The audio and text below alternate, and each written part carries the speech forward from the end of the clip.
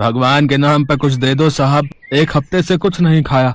ए साहब, ए कुछ दे दो ना साहब। साहब भगवान आपका भला करेगा साहब। ओहो, सुबह सुबह तेरी मनहूस सूरत देख ली, अब क्या भला होगा मेरा। ले पकड़, और अब भगवान के लिए पीछा छोड़ मेरा। इतना कहकर उस आदमी ने अपनी जेब से निकाले हुए 5 रुपए भीखू को पकड़ाए और वहां से तेजी के साथ निकल गया। और भीखू काफी देर तक उन 5 रुपयों को देखता रहा और फिर आसपास नजर घुमाते हुए सोचने लगा। 5 रुपए, इसमें क्या आएगा।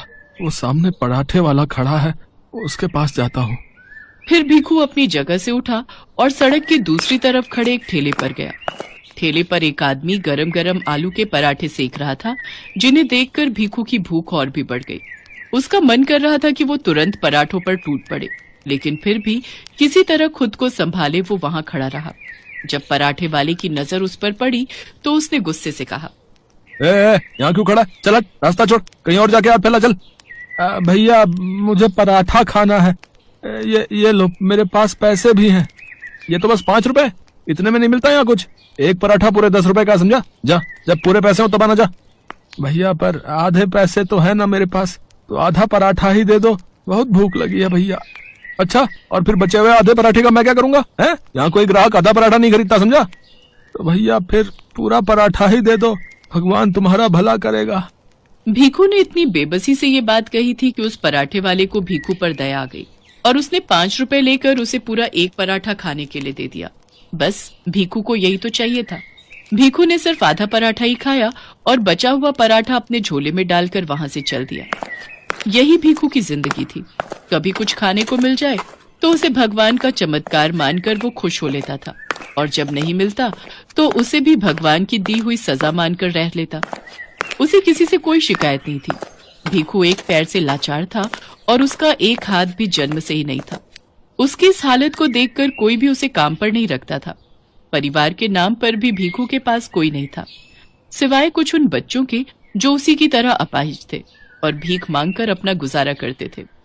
भीखू को जब कभी भीख में कुछ मिलता वो उसे उन बच्चों के साथ जरूर बांटता था।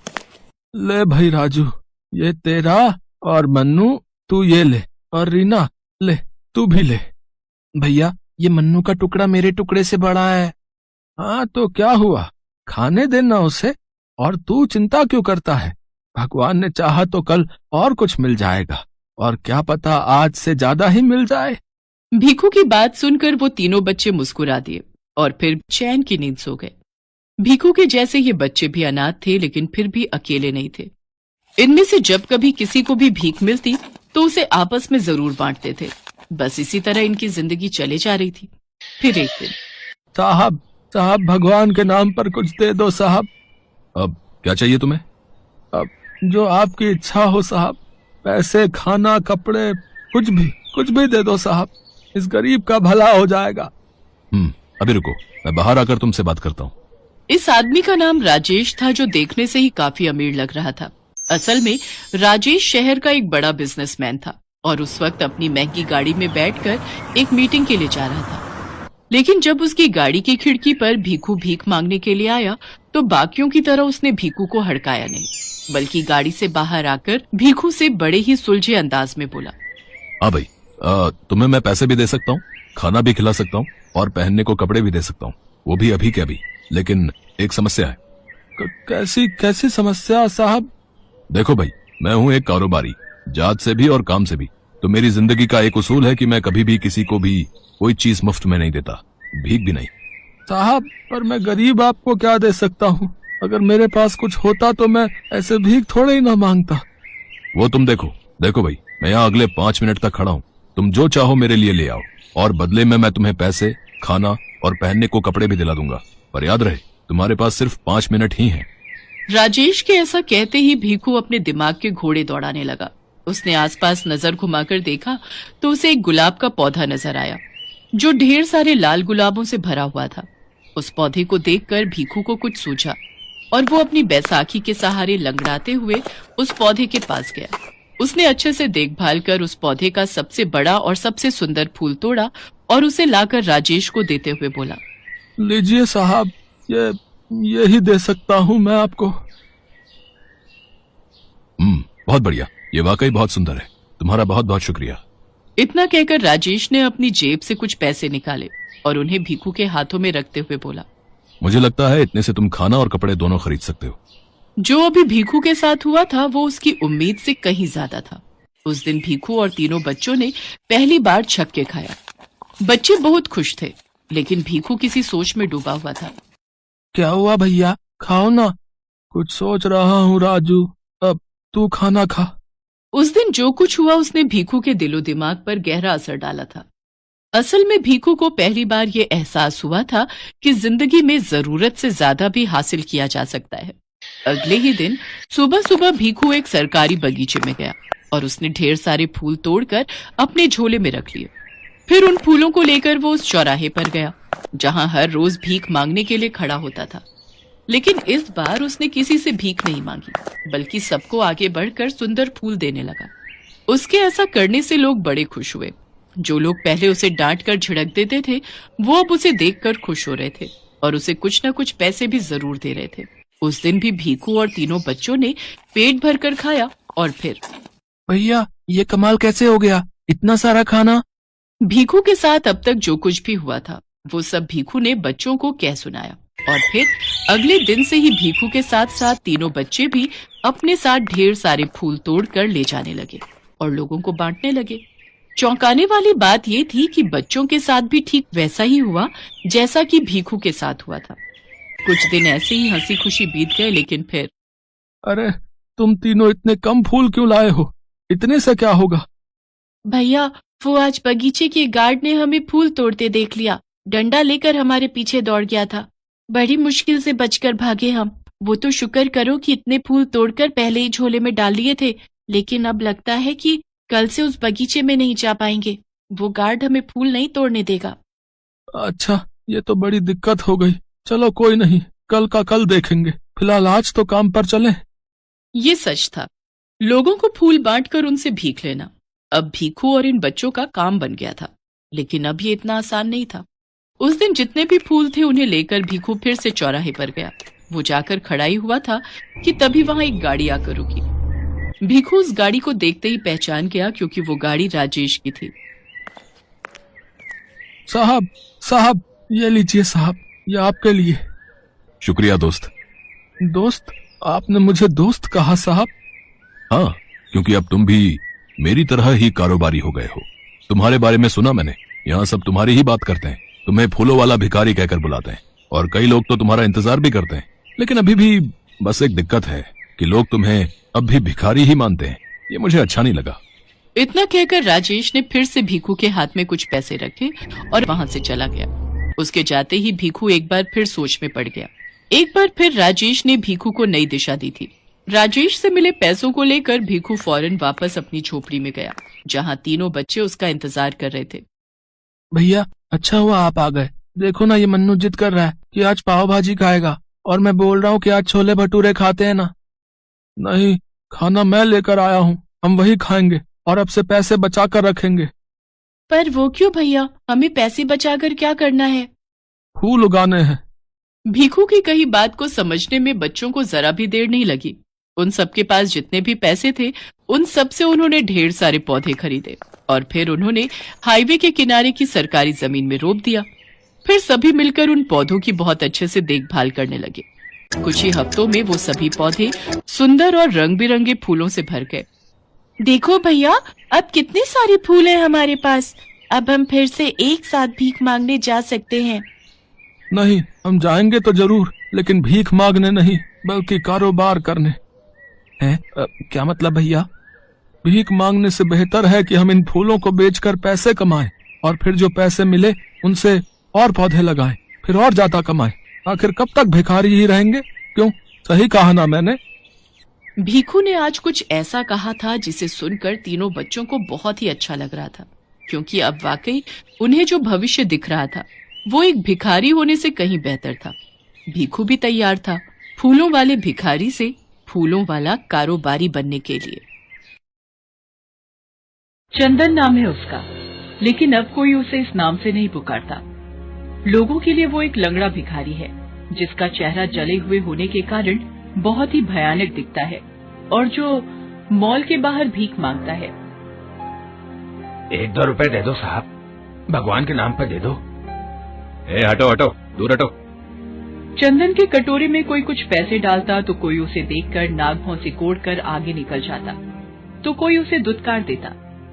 कहते हैं जीवन बहुत बड़ा जादूगर है, अगले पल में ये कौन सा जादू दिखाकर आपको चकित कर देगा, ये किसी को नहीं पता। चंदन के जीवन में भी ऐसा ही कुछ घटा था। आज से 1.5 साल पहले वो बिल्कुल भला चंगा था। वो एक छोटा सा खाने पीने का ढाबा चलाया करता था, लेकिन एक दिन उसकी दुकान में शॉर्ट सर्किट के कारण आग लग गई। वो बेचारा उस समय दुकान के अंदर ही था। बचाओ बचाओ, दुकान में आग लग गई है, मैं अंदर फंस गया हूँ। आग तो बुझी, लेकिन सब कुछ खाक करके चंदन का सारा सामान जलकर राख हो चुका था। उसका चेहरा और एक पैर बुरी तरह जल गया था। लोगों ने उसे अस्पताल पहुंचाया। उसकी जान तो बच गई, लेकिन उसका एक पैर खो गया। उसके चेहरे पर जलने के कई निशान बन गए। उसके दोस्तों, रिश्तेदारों, सबने उसका साथ छोड़ दिया। सिर्फ उसकी बूढ़ी माँ ही उसके साथ इस विपत्ति की घड़ी में थी। कई महीने इलाज में लग गए, सारी जमा पूंजी खत्म हो गई। जब अस्पताल से बाहर आया तो सब कुछ बदल गया था, लेकिन पेट तो भरना ही था, अपना भी और अपनी बीमार माँ का भी। उसने बहुत जगह काम मांगने की कोशिश की, लेकिन कोई भी उसे काम देने को तैयार नहीं हुआ। मजबूरी में वो भीख मांगने लगा। एक बार की बात है, जब वो भीख मांगकर अपनी टूटी फूटी झोपड़ी में पहुंचा तो देखा कि उसकी माँ लगातार खांसे जा रही है। खांसते खांसते उनके मुंह से खून भी निकल गया। अम्मा, अम्मा, ये खून कैसे निकल गया? पता नहीं बेटा, ये खांसी तो जा ही नहीं रही है। रुक माँ, मैं खांसी की दवा लेकर आता हूँ। अरे छोड़ ना बेटा, कोई फायदा नहीं दवा का। लगता है अब मैं ज्यादा दिन नहीं बचूंगी। ऐसा मत बोल माँ, तू ही तो जीने की हिम्मत है, तेरे बिना तो सब खत्म हो जाएगा माँ। माँ के मना करने के बावजूद भी चंदन दवा लेने निकल गया। वो एक दवा की दुकान पर गया। अपनी दुकान पर एक भिखारी को घुसते हुए देखकर दुकानदार ने उसे हड़का दिया। अरे अरे अरे, यहाँ कहाँ घुसे चले आ रहे हो? ये कोई भीख मांगने की जगह है, चलो भागो यहाँ से। भैया, मैं भीख मांगने नहीं आया हूँ, मुझे दवा लेनी है। भैया, मेरी माँ को बहुत खांसी हो रही है, आज तो खांसते खांसते खून भी निकल आ रहा है। अरे तब तो उन्हें अस्पताल ले जाओ, ये तो कोई गंभीर बीमारी है। भैया, कल मैं उन्हें पास के सरकारी अस्पताल ले जाऊंगा, अभी कोई भी खांसी की दवा दे दीजिए ना। कौन सी दवा दे दूं? जिससे मेरी माँ की खांसी ठीक हो जाए भैया। दुकानदार ने चंदन की जिद पर एक दवा बोतल निकाल कर दे दी। ये लो, 50 रुपए दो। 50 रुपए? चंदन ने जेब में हाथ डाला और पैसों को एक एक करके गिनने लगा, लेकिन वो 15 रुपए ही थे। भैया, मेरे पास तो 15 रुपए ही है, अभी मुझे ये दवा दे दो ना, बाकी के पैसे मैं कल दे दूंगा। क्यों, कल तेरी लॉटरी लग जाएगी क्या बे भिखारी? चल चल, बहुत देखे तेरे जैसे। मैं यहाँ धंधा करने बैठा हूँ, मुफ्त में दवा बांटने के लिए नहीं बैठा। पहले पैसा लाओ फिर दवा ले जाओ। चलो भाग यहाँ से, न जाने कहाँ कहाँ से चले आते हैं दिमाग खराब करने। चंदन निराश होकर दुकान से निकल गया। वो पूरे रास्ते यही सोचता रहा कि इंसान के पास पैसा नहीं है तो उसकी इज्जत कोई नहीं करता। बिना पैसों के ये दुनिया नहीं चलती। एक न एक दिन लोग मंदिर से भगवान की मूर्ति भी निकाल देंगे और पैसों की पूजा करनी शुरू कर देंगे। वो अपने घर पहुंचा। उसकी माँ सो गई थी, लेकिन वो बेचारी नींद में भी खांस रही थी। उसे देखकर चंदन मन ही मन सोचने लगा, हे ईश्वर, मेरी मदद करिए, मुझसे मेरी माँ की हालत नहीं देखी जाती। मेरी मदद करिए ईश्वर, मेरी मदद करिए। अगले दिन चंदन अपनी माँ को पास के सरकारी अस्पताल लेकर गया। डॉक्टरों ने उसकी माँ की जांच की। जांच के बाद उन्होंने जो बताया उससे चंदन के पैरों के नीचे की जमीन खिसक गई। तुम्हारी माँ को फेफड़ों की गंभीर बीमारी हो गई है। अगर 1 महीने के अंदर उनका ऑपरेशन नहीं हुआ तो कुछ भी हो सकता है, और उस ऑपरेशन में लगभग 2 लाख रुपए खर्च होंगे। 2 लाख? हाँ, और वो ऑपरेशन किसी प्राइवेट अस्पताल में ही होगा। चंदन वापस लौट आया, लेकिन डॉक्टर की बात सुनकर उसके मन में बुरे बुरे ख्याल आने लगे। किसी अनहोनी की आशंका और इतने पैसों का इंतजाम कैसे होगा, ये सोच सोचकर उसका मन डूबा जा रहा था। उसे पता था कि भीख मांगकर तो 2 लाख रुपए नहीं जुटाए जा सकते, वो भी 1 महीने के अंदर। ऊपर से आज किसी मेहरबान की भी नजर उस पर नहीं गई थी, तभी तो उसकी कटोरी खाली थी। तभी उसकी नजर सामने से आ रही एक बहुत ही सुंदर सी लड़की, जिसका नाम शिवांगिनी था, उस पर गई। उसे देखते ही चंदन ने अपना हाथ फैला दिया। भगवान के नाम पर कुछ दे दीजिए मेम साहब, इस गरीब की दुआ लगेगी। तभी उस लड़की ने 500 का नोट निकालकर उसके कटोरे में डाल दिया। अपने कटोरे में पहली बार इतने बड़े नोट को देखकर उसकी आंखें भर आई और उसके मुंह से निकला, भगवान आपकी सारी मुरादें पूरी करे। शिवांगिनी ने उसे मुस्कुरा कर देखा। तभी एक लंबी सी कार उसके पास आकर रुकी। शिवांगिनी उसमें बैठकर निकल गई। उसके जाने के बाद चंदन फिर से 500 के उस नोट को उठाकर देख रहा था कि तभी उसकी नजर अपने कटोरे में पड़ी एक अंगूठी पर गई। अरे, ये अंगूठी कहां से आ गई? दिखने में तो काफी महंगी लग रही है, डायमंड की है शायद, लेकिन ये कहां से आई? हे भगवान, कहीं कहीं ये अंगूठी उस मेम साहब की तो नहीं है जिसने अभी अभी 500 रुपए मुझे दिए? क्या करूं क्या करूं? कहीं ईश्वर ने ये अंगूठी मेरी मदद के लिए तो नहीं भेजती? इसे बेचकर क्या पता मां के इलाज का खर्चा निकल आए। हाँ, मैं इसे बेच देता हूं, यही ठीक रहेगा। ये सोचकर चंदन एक सुनार के पास उस अंगूठी को लेकर गया।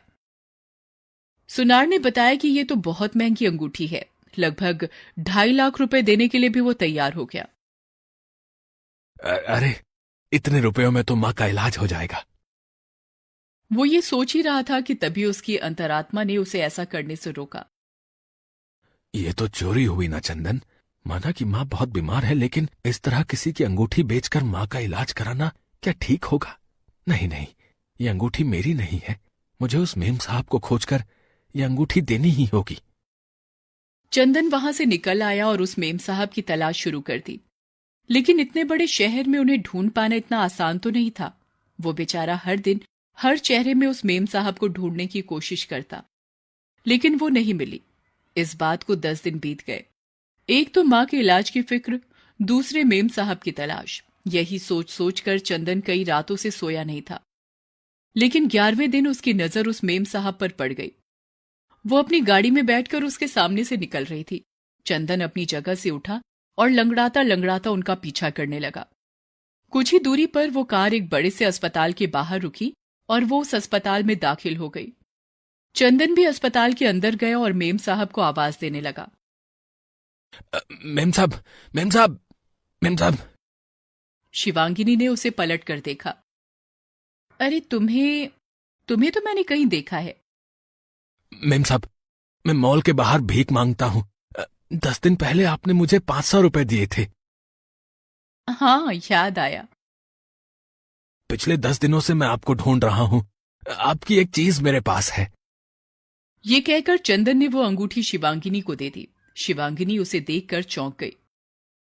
ओह माय गॉड, इस अंगूठी को ढूंढ ढूंढ कर मैं परेशान हो गई थी। तुम्हें पता है, ये मेरी स्वर्गवासी मां की अंगूठी है। उन्होंने अपनी मृत्यु के पहले ये अंगूठी मुझे दी थी। ये मेरे दिल के बहुत ही करीब है। ये तो मुझे नहीं पता मेम साहब, लेकिन इतना पता है कि यह आपकी अमानत है और इसे आपको सौंपना है। ये कहकर चंदन वहां से जाने लगा। तब शिवांगिनी ने उसे रोका। तुम्हें पता है, मैंने तो इस अंगूठी के मिलने की आस ही छोड़ दी थी, लेकिन देखो, ये फिर से मेरी उंगली में है। काश सबकी किस्मत ऐसी ही हो, किसी से किसी की प्यारी चीज कभी ना खोए, और अगर खो जाए तो कोई तुम्हारे जैसा उसे वापस कर जाए। उसकी बात सुनकर चंदन फूट फूट कर रोने लगा। तब शिवांगिनी ने उसके रोने का कारण पूछा। तब चंदन ने उसे अपनी कहानी शुरू से अंत तक बताई। चंदन, तुमने मेरी मां की निशानी मुझे वापस दिलाई। तुम्हारी मां को मैं कुछ नहीं होने दूंगी। इसी अस्पताल में उनका इलाज होगा और मैं करूंगी उनका इलाज। डॉक्टर शिवांगिनी करेगी उनका इलाज। क्या क्या कहा? आप डॉक्टर हैं? हाँ, मैं इस अस्पताल में नौकरी करती हूँ। और हाँ, आज से तुम भीख नहीं मांगोगे। मैं तुम्हें यहाँ के मालिक से कहकर काम दिलवाऊंगी। तुम इस अस्पताल में अपनी कैंटीन शुरू करो। चंदन की मां को ऑपरेशन सफलतापूर्वक हो गया। चंदन शिवांगिनी के अस्पताल में अपनी कैंटीन चलाने लगा। उसने जी तोड़ मेहनत की, अच्छी आमदनी शुरू हो गई। फिर उसने शहर के एक पुराने होटल को खरीदा। उसे भी उसने नया सा बनाकर काम शुरू किया। धीरे धीरे उस शहर में उसके 5 होटल हो गए, लेकिन वो रुका नहीं, क्योंकि उसका लक्ष्य तो कुछ और था। धीरे धीरे उसने और पैसे जमा किए और अपनी माँ के नाम पर एक चैरिटी अस्पताल बनवाया। डॉक्टर शिवांगिनी आज उस अस्पताल में डायरेक्टर हैं। इस अस्पताल के माध्यम से चंदन की कोशिश ये है कि पैसों के अभाव में किसी गरीब का इलाज न रुके और किसी की प्यारी चीज उससे कभी न खोए।